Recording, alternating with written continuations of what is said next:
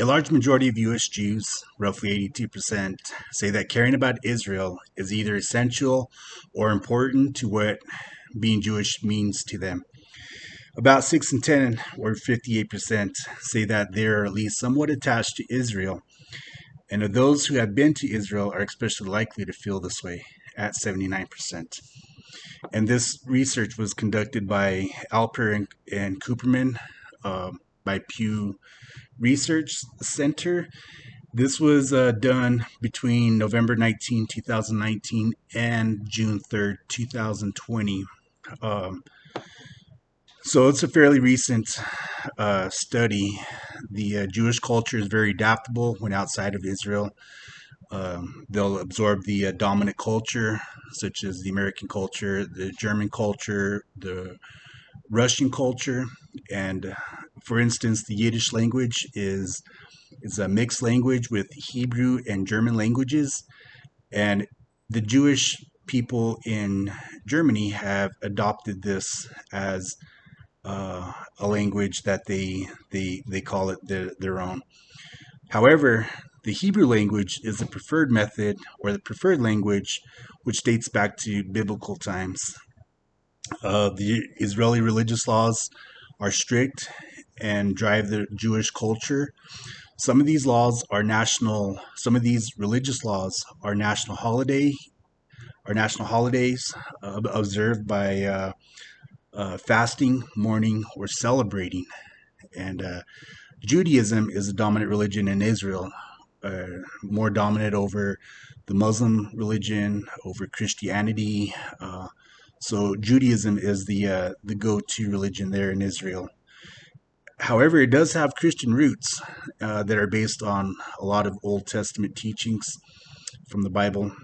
And so interacting with unmarried people of the opposite sex should be refrained from touching exposed skin very long, such as a brief handshake. Uh, Hugs are kind of questionable, I guess, depending on what part of Israel you're visiting. Um, this is considered considered inappropriate if you uh, if you intentionally touch exposed skin of an unmarried person. Um, and So exchanging money, business cards, stuff like that, should be placed on a nearby surface. That way to reduce um, possible skin exposure, skin contact.